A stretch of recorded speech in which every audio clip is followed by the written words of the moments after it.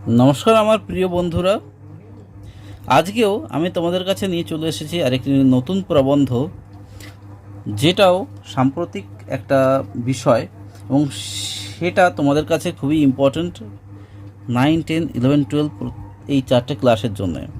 তো বিশেষ করে সম্প্রতি আসছে মাধ্যমিক এবং উচ্চ মাধ্যমিক পরীক্ষা, তো সেই পরীক্ষার্থীদের জন্য আরও বেশি ইম্পর্ট্যান্ট আজকের এই প্রবন্ধটা।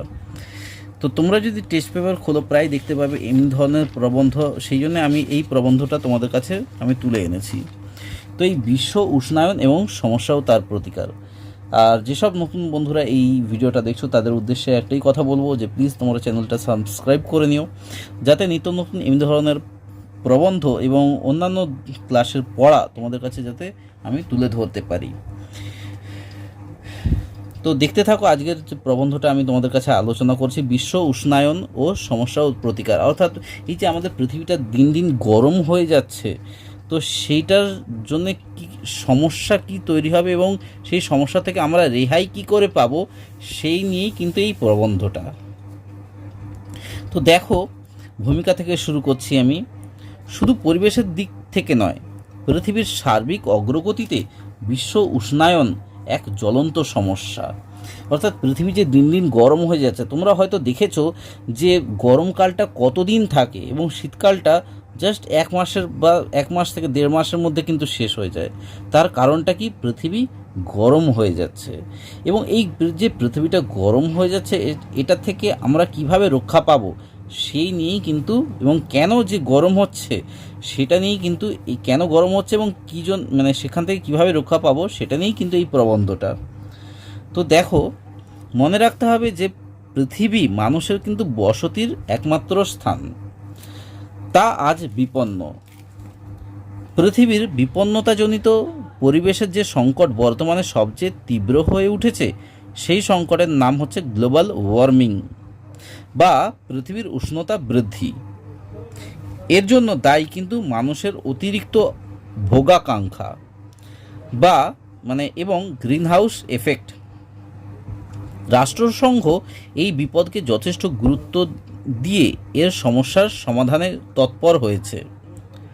সেজন্য 2007 মে মাসের প্রথম সপ্তাহে থাইল্যান্ডের ব্যাংকক শহরে 120টি দেশের 400 প্রতিনিধি মিলিত হয়ে ইতিমধ্যে কি নির্ধারণ করেছেন যে হ্যাঁ, সত্যি পৃথিবীটা গরম হয়ে যাচ্ছে এবং ঠান্ডা করতে গেলে কি কি আমাদের পদক্ষেপ নিতে হবে সেগুলো কিন্তু করা উচিত।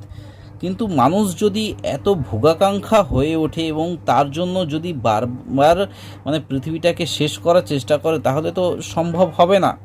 তো দেখো, আকাঙ্ক্ষাটা কি দেখো, এখানে সারা পৃথিবী জুড়ে উষ্ণতার যে ক্রমবর্ধমান অবস্থাকে বিজ্ঞানীরা নাম দিয়েছেন global warming, GLOBAL WARMING।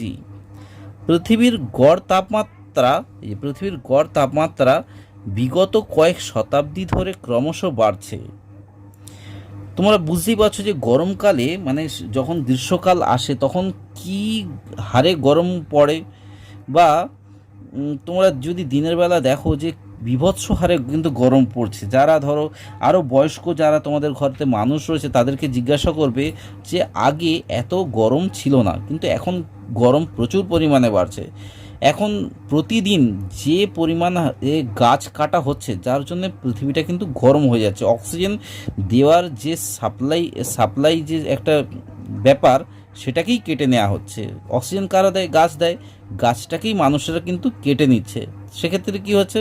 Oxygen দেওয়ার যে একটা যন্ত্র তাকেই কেটে দিচ্ছে। তাহলে আর অক্সিজেন কম বেরোচ্ছে, কার্বন ডাইঅক্সাইড বাড়ছে। সেটাই কিন্তু এখানে বলেছে। দেখো, 1850 থেকে 1900 সালের মধ্যে বায়ুমণ্ডলের গড়ে তাপ বেড়েছে কিন্তু 0.5 ডিগ্রি সেন্টিগ্রেড, অর্থাৎ 1/2 ডিগ্রি সেন্টিগ্রেড কিন্তু বেড়েছে তাপমাত্রা। কত না, এই 50 বছরের মধ্যে, 1850 থেকে 1900 সালের মধ্যে। ঠিক আছে। আবার 1900 সাল থেকে 2000 সালের মধ্যে 1 ডিগ্রি কিন্তু সেন্টিগ্রেড বেড়েছে।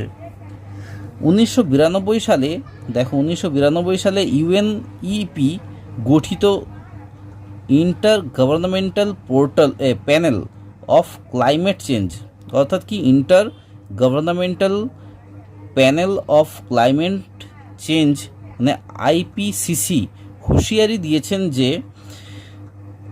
যে মাত্রায় কার্বন ডাই অক্সাইড সহ অন্যান্য গ্রিনহাউস গ্যাস নিঃসৃত হচ্ছে তা কমানো না হয় তাহলে কিন্তু 2040 সালে আবহাওয়ার তাপমাত্রা বর্তমান তাপমাত্রার চাইতে আরও 1 ডিগ্রি কিন্তু 1 ডিগ্রি সেন্টিগ্রেড আরও বাড়বে। মরু অঞ্চল মানে কি উত্তর মেরু এবং দক্ষিণ মেরুতে, এই মরু অঞ্চলে এই বৃদ্ধি কিন্তু সর্বাধিক হবে। তাপমাত্রার বৃদ্ধির ফলে বরফ গলে যাবে, তাপমাত্রা যত বাড়বে তত বরফ গলবে উত্তর মেরু এবং দক্ষিণ মেরুর দিকে। সমুদ্রের জলোচ্ছ্বাস দেখা দেবে, সমুদ্রতে যে পরিমাণ তোমরা জলোচ্ছ্বাস দেখতে পাও, দীঘা পুরীতে গেছো তোমরা নিশ্চয়ই, সেখানে যেভাবে জল উঁচু নিচু হয় তার থেকেও কিন্তু আরও বেশি উঁচু নিচু হবে এবং মাটি শুকিয়ে যাবে। ব্যাপক দাবানলে বনাঞ্চল ধ্বংস হয়ে যাবে, পরিবেশ বিপর্যস্ত হবে। বৃষ্টিপাতের পরিমাণের বিরাট হেরফের ঘটবে। তোমরা দেখছো এই যে বৃষ্টিপাতের পরিমাণের বিরাট হেরফের ঘটবে। তোমরা এখন দেখতে পাচ্ছ যে বর্ষাকাল প্রায় বলতে গেলে সারা বছরই অনেক সময় থাকে, গরম প্রায় সারা বছরই থাকে, শীতকাল কিন্তু কমে গেছে। তার কারণ কি? এই গাছ কাটার ফলে কিন্তু। তো এই যে ক্ষতিকারক পতঙ্গের কিন্তু প্রজনন ক্ষমতা হঠাৎ করে বৃদ্ধি পাবে। যেসব পতঙ্গ আমাদের মানব সভ্যতার কিন্তু ক্ষতি করে তাদের প্রজনন ক্ষমতা বেড়ে যাবে। এর ফলে কি শস্য উৎপাদন কমে যাবে। গৃহপালিত জীবজন্তুর অসুস্থতা বাড়বে, অর্থাৎ গৃহপালিত পশু মানে কি গরু, ছাগল, কুকুর, এদের কিন্তু কি অসুস্থতা বাড়বে, ওরাও মারা যাবে। কিছু শস্য ধ্বংসকারী ছত্রাক ব্যাকটেরিয়া উষ্ণ ও আর্দ্র অবস্থায় ব্যাপক হারে বৃদ্ধি পাবে এবং তার মারাত্মক প্রভাব কি পড়বে দেশীয় অর্থনীতির ওপর। খরা মারাত্মক আকার নেবে, খরাও হবে, মাটি ফেটে যাবে। মরু অঞ্চলের আয়তন বাড়বে, বুঝতেই পারছো মরু অঞ্চলে শুধু বালি থাকে, মাটি থাকে না, তাহলে ওদের আয়তন বাড়বে। এল নিনোর মতে আবহ বিধ্বংসী ঝঞ্ঝার মাত্রা, অর্থাৎ ঝড়ের মাত্রা এবং সংখ্যা বেড়ে যাবে। তোমরা এখন দেখতে পাচ্ছ যে কী হারে অনেক সময় ঝড় হচ্ছে, প্রায় বড় বড় ঝড়, তোমরা তার সাক্ষী রয়েছে, তোমরা দেখেছো যে প্রায় প্রত্যেক বছর ঝড় হচ্ছে, এটা বড় বড়। তাপদাহজনিত যন্ত্রণা কিন্তু সহ্য করতে না পেরে হৃদযন্ত্র সংক্রান্ত অসুখে মৃত্যুর হার বাড়বে।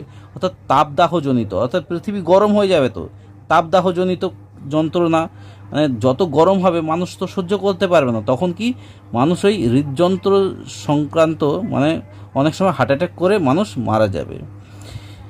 এছাড়া হিমবাহ থেকে বরফ গলে নেমে আসবে অনেক।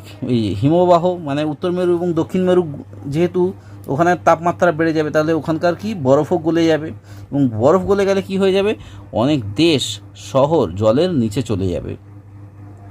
সমুদ্রের জীবকুলের মৃত্যু ঘটবে এবং খাদ্য উৎপাদন হ্রাস পাবে, খাদ্য তো আর উৎপাদন হবেই না যেহেতু মাটি ফেটে যাচ্ছে। এবার উষ্ণতা বৃদ্ধির কারণটা কি? ক্রমবর্ধমান জনসংখ্যা বৃদ্ধি মানে কি মানুষ প্রতিদিন দেখো প্রায় বলতে গেলে লাখ লাখ মানুষ কি হচ্ছে, মানুষ বাড়ছে প্রতিদিন সারা বিশ্বের কথা বলছি আমি, কিন্তু আমি একমাত্র পার্টিকুলার একটা দেশের কথা বলছি না, সারা বিশ্ব যদি তুমি দেখো, সারা বিশ্বে কিন্তু প্রত্যেক লাখেরও বেশি মানুষ কিন্তু জন্ম নিচ্ছে, বাচ্চা শিশু জন্ম নিচ্ছে। এই ক্রমবর্ধমান জনসংখ্যা বৃদ্ধি এবং মানুষের অপরিমিত ভোগের চাহিদা, আরও চাই এমনি মানুষের অপরিমিত ভোগের চাহিদা। যেমন ধরো এই যে আমাদের এসি, তোমাদের অনেক ঘরেতে এসি রয়েছে, ফ্রিজ রয়েছে, এই যে এসি বা ফ্রিজ থেকে যে একটা ক্লোরোফ্লুরোকার্বন অর্থাৎ সিএফসি গ্যাস নির্গত হয়, তা কিন্তু আমাদের পরিবেশের জন্য বিরাট ক্ষতিকর এবং সেটা আমাদের ওজোন স্তর, আমাদের যে ওপরে যে ওজোন স্তর রয়েছে, লেয়ার রয়েছে বায়ুর, সেই ওজোন স্তরকে কিন্তু ধ্বংস করে দিচ্ছে। তোমরা ইতিমধ্যে এ বিষয়ে কিন্তু তোমরা আশা করি তোমরা ভূগোল বা বিজ্ঞান বইতে পড়েছো, তোমরা জানো। তো এই প্রাকৃতিক সম্পদের কি প্রাকৃতিক সম্পদের লুণ্ঠন। প্রাকৃতিক সম্পদ আমরা কী কী লুণ্ঠন করছি, মানে চুরি করা। প্রাকৃতিক সম্পদের লুণ্ঠন মানে কি, কয়লা চুরি করছি, তুলছি, বা তেল তুলছি, যে খনি থেকে তেল তুলছি বা গ্যাস তুলছি, এগুলোকে বলে প্রাকৃতিক সম্পদের লুণ্ঠন। শিল্পায়ন, নগরায়ন এবং সর্বোপরি বিশ্বায়ন। নগরায়ন কি করে হচ্ছে, গাছ কেটে দিয়ে নগরায়ন হচ্ছে। সর্বোপরি এই বিশ্বায়ন মানব সভ্যতাকে যেমন ধ্বংসের মুখে দাঁড় করিয়েছে, তেমনি পৃথিবীর উষ্ণীকরণের সমস্যা কিন্তু তীব্রতর হয়েছে। বায়ুমণ্ডলে উপস্থিত কার্বন ডাইঅক্সাইড, দেখো আমি একটু তুলে নিচ্ছি। বায়ুমণ্ডলে উপস্থিত কার্বন ডাইঅক্সাইড, জলীয় বাষ্প, মিথেন, ক্লোরোফ্লুরোকার্বন ইত্যাদি ভূপৃষ্ঠ থেকে বিকীর্ণ অবহেলিত রশ্মির কিছুটা অংশ ভূপৃষ্ঠে বিকিরণ হয়, ফলে ভূপৃষ্ঠের তাপমাত্রা কিন্তু বৃদ্ধি পায় ও উত্তপ্ত হয়ে ওঠে। এই ঘটনাকে গ্রিনহাউস এফেক্ট বলা হয়। ইউরোপে শিল্প বিপ্লবের আগে উত্তর গোলার্ধের বাতাসে কার্বন ডাইঅক্সাইডের গাঢ়ত্ব ছিল, মানে ইউরোপে যখন শিল্প বিপ্লব শুরু হলো সেই সময় কিন্তু উত্তর গোলার্ধের বাতাসে কার্বন ডাইঅক্সাইডের গাঢ়ত্ব ছিল 280 ppm, অর্থাৎ parts per minute, million, parts per million ছিল। তাহলে কার না, কার্বন ডাইঅক্সাইডের গাঢ়ত্ব ছিল বাতাসে, এবং বর্তমানে তার মান হচ্ছে 356 ppm, অর্থাৎ পার্টস পার মিলিয়ন।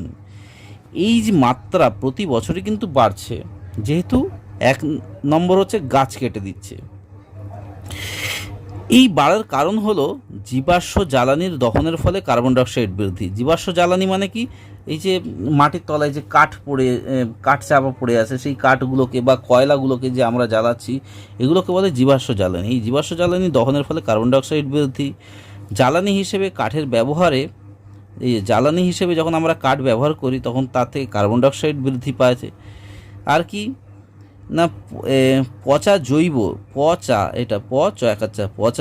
জৈব আবর্জনা, গবাদি পশুর গোবর, ধান ক্ষেত থেকে নিঃসৃত গ্যাস থেকে মিথেন বৃদ্ধি, রং শিল্প, ইলেকট্রনিক শিল্প, রেফ্রিজারেশন প্রক্রিয়ায় যে ক্লোরোফ্লুরোকার্বন বৃদ্ধি, যেটা আমি তোমাদেরকে বললাম। রেফ্রিজারেশন মানে কি, ফ্রিজ বা এসি, এটাকে বলে রেফ্রিজারেশন। এই প্রক্রিয়ায় ক্লোরোফ্লুরোকার্বন বৃদ্ধি। উঁয়ারটা দেখে নেবে, মানে আমি কিন্তু এটা ঘ, ঠিক আছে, এই নাম্বারগুলো একটু দেখে নেবে। এটা হচ্ছে ঘ, এটা হচ্ছে উঁ। এই নাইট্রোজেনের সারের, মানে আমরা যখন চাষ করি, চাষ করার সময় কি নাইট্রোজেন সার দিতে হয়। এই নাইট্রোজেন সারের অতিরিক্ত ব্যবহার, মানে অতিরিক্ত ব্যবহার করলে কি হয়, তাতেও কিন্তু আমাদের ক্ষতি হয় পরিবেশের।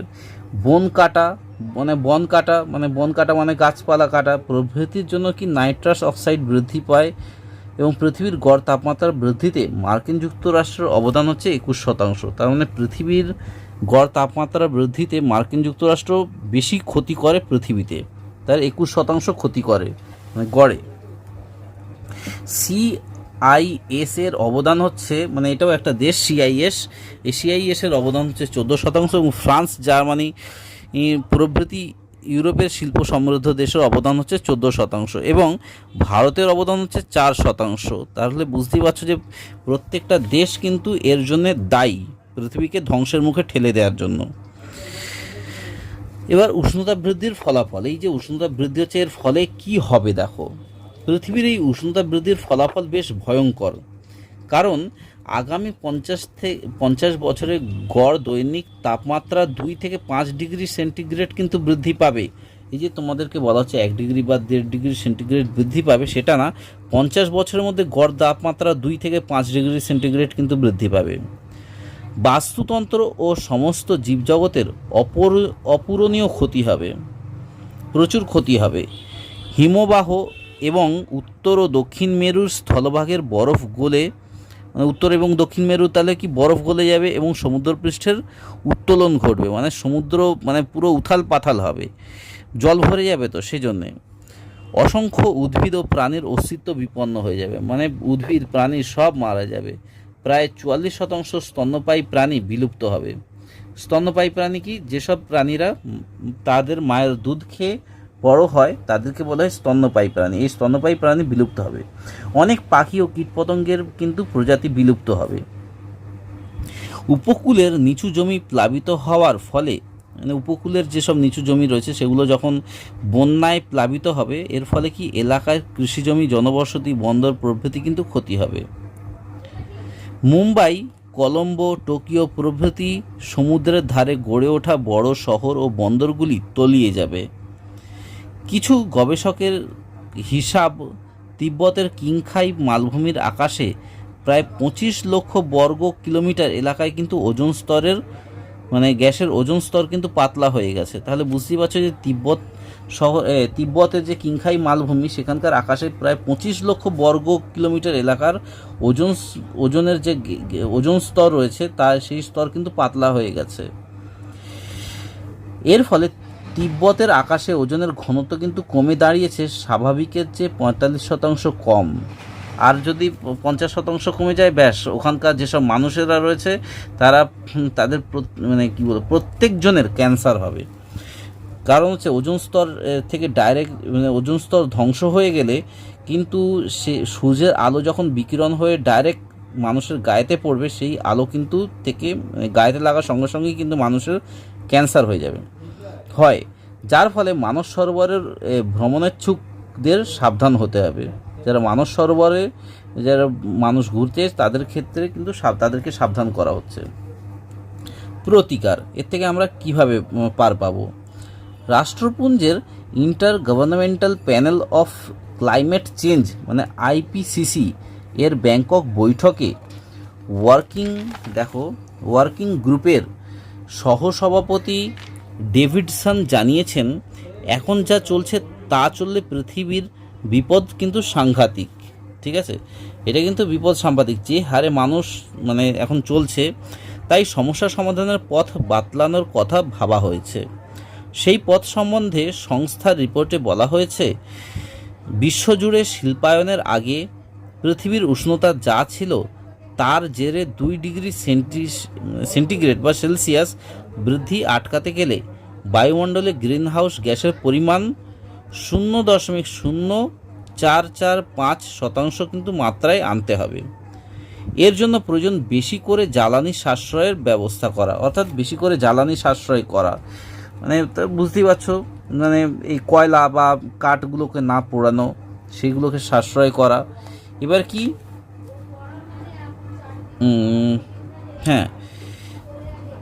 তুমি এবার দেখে নাও, সাশ্রয় করা, এই জন্য প্রয়োজন বেশি করে জ্বালানি সাশ্রয়ের ব্যবস্থা করা। তেল ও কয়লার ব্যবহার কমিয়ে অচিরাচরিত শক্তির উৎসকে ব্যবহারে লাগানো। গ্রিনহাউস গ্যাস বিশেষ করে কার্বন ডাইঅক্সাইডকে মাটির নিচে পুঁতে ফেলতে হবে। গ্রিনহাউস গ্যাস বিশেষ করে কার্বন ডাইঅক্সাইডকে কিন্তু মাটির নিচে পুঁতে ফেলতে হবে, যাতে মানুষের মধ্যে না আসে। বিদ্যুৎ উৎপাদনের উৎস হিসেবে পরমাণু শক্তির ব্যবহার করতে হবে। বিদ্যুৎ উৎপাদনের তাহলে কি উৎস হিসেবে পরমাণু শক্তিকে ব্যবহার করতে হবে। আর কি, উন্নত দেশগুলি যেভাবে সিএফসি নির্গমন করে চলেছে, মানে সিএফসি মানে কি, ক্লোরোফ্লুরোকার্বন। কোথা থেকে নির্গত হয় ক্লোরোফ্লুরোকার্বন? মেনলি এসি এবং ফ্রিজ থেকে। এই উন্নত দেশগুলি যেভাবে এই ক্লোরোফ্লুরোকার্বন নির্গমন করে চলেছে, যার ফলে বায়ুমণ্ডলে ওজোন স্তরে যেসব ছিদ্রের সৃষ্টি হয়েছে, সে সম্বন্ধে কিন্তু দেশগুলির এখনই সাবধান হতে হবে। উপসংহার, আমরা এবার প্রবন্ধের শেষে চলে এসেছি। বিশ্বায়নের পর বাজারভিত্তিক অর্থনীতিতে তেল ও অস্ত্রের যে গুরুত্ব বেড়েছে, সেক্ষেত্রে পৃথিবীর উষ্ণতা বৃদ্ধি নতুন মোড় নিয়েছে। উন্নয়নের নামে এই যে পরিবেশের সংকট সৃষ্টি হয়েছে, মানে উন্নয়নের নামে কি পরিবেশকে পুরো খোকলা করে ফেলছে। এই পরিবেশের নামে যে সংকট সৃষ্টি হয়েছে, তা আমাদের কি আত্মঘাতী রূপকে প্রকট করে তুলেছে। আত্মঘাতী রূপকে মানে কি, আত্মহত্যা করার সমান। মানে পরিবেশকে শেষ করা মানে আমাদের জীবনকেই শেষ করা। তাই এই রূপকে প্রকট করে তুলেছে। নিন্দুকেরা বলতে শুরু করেছে যে উন্নয়নশীল দেশের উন্নয়নকে থমকে দিতে এই ধরনের প্রচার চলছে। মানে তারা এখন কেউ বুঝতে পারছে না। তাদের যখন বাচ্চা কাচ্চারা বড় হবে, তারা বুঝতে পারবে যে আমাদের জন্য আমাদের বাবা ঠাকুরদারা কি করে গেছেন, মানে শেষ করে দিয়ে গেছেন পৃথিবীটাকে, তারা তখন বলবে। কিংবা উন্নত দেশগুলি এই সংকটের কথা না ভেবে শুধু কি মুনাফার বৃদ্ধিকেই গুরুত্ব দিচ্ছে, মানে গাছ কেটে শুধু জনবসতি তৈরি করে যাচ্ছে, এমনি এই উভয় বা গাছ কেটে রাস্তা বানাচ্ছে, চওড়া চওড়া রাস্তা, হাজার কোটি কোটি গাছ কেটে, এই উভয় দিকই কিন্তু কি গ্রহণীয় নয়। বরং সময় থাকতে সমস্যার সমাধানে তৎপর হওয়া যে বুদ্ধিমানের কাজ, সে বিষয়ে কোনো সন্দেহ নেই। নতুবা পৃথিবীর বিপন্নতার জন্য কিন্তু আমরাই দায়ী থাকব। তখন আমাদেরকে ওই উল্টোপাল্টা বলবে, আমাদের যে ছেলেমেয়েরা যারা হবে, যে আমাদের জন্য পৃথিবীটা কেমন করে রেখে গেছে আমাদের বাবা ঠাকুরদারা। তো এবার দেখো, প্রবন্ধটা কিন্তু এখানেই শেষ হয়ে গেল। আজকের এই প্রবন্ধটা তোমাদের কেমন লেগেছে প্লিজ সেটা কমেন্টের মাধ্যমে জানিও। আজকের এই প্রবন্ধটা কিন্তু খুবই ইম্পর্ট্যান্ট তোমাদের এইচএস বা মাধ্যমিক পরীক্ষার্থীদের জন্য। তো তোমাদের বলবো যে তোমরা প্লিজ এই প্রবন্ধটা খাতায় লিখে নেওয়ার চেষ্টা করো। আমি খুবই আস্তে আস্তে বলেছি এবং আশা করি তোমরা বুঝতে পেরেছো। আর এমনি ধরনের প্রবন্ধ কিন্তু তোমরা রিসেন্ট কোনো বইতে পাবে না। তোমাদের অনুরোধ করব তোমরা প্লিজ এই প্রবন্ধটা খাতায় লিখে নাও, এবং যেহেতু সামনেই মাধ্যমিক পরীক্ষা, তোমাদের কিন্তু খুবই কাজে লাগবে। আর এই প্রবন্ধের শেষে চলে এসেছি। তোমাদের বলবো, যেসব নতুন বন্ধুরা বা পুরনো বন্ধুরা ভিডিওটা দেখছো তাদের অসংখ্য ধন্যবাদ জানাই। তোমরা খুব খুব ভালো থেকো এবং সুস্থ থেকো। নতুন বন্ধুদের উদ্দেশ্যে আমি একটাই কথা বলবো, চ্যানেলটা যদি ভালো লাগে অবশ্যই জাস্ট একটা লাইক করে দিও, আর সাবস্ক্রাইব তো অবশ্যই করবে, আর শেয়ার করতে ভুলো না যেন। শেয়ার করো তোমাদের বন্ধু বান্ধব রিলেটিভদের মধ্যে যারা, আর দেখো যাতে তারা যাতে এই চ্যানেলটা যাতে সাবস্ক্রাইব করে, সেটাও কিন্তু দেখার দায়িত্ব কিন্তু তোমাদেরকেই। কারণ দেখবে এখান থেকে কোনো বন্ধু যাদের হয়তো টিচার্স নেই, তারা কিন্তু এখান থেকে হয়তো অনেকটাই উপকার পেতে পারবে। তো কথা না বাড়িয়ে আমি ভিডিওটা এখানে শেষ করছি। তোমরা খুব খুব ভালো থেকো এবং সুস্থ থেকো। আবার বলছি, ভিডিওটা দেখার জন্য অসংখ্য ধন্যবাদ। দেখা হচ্ছে পরের পর্বে। এখানেই রাখছি, বাই।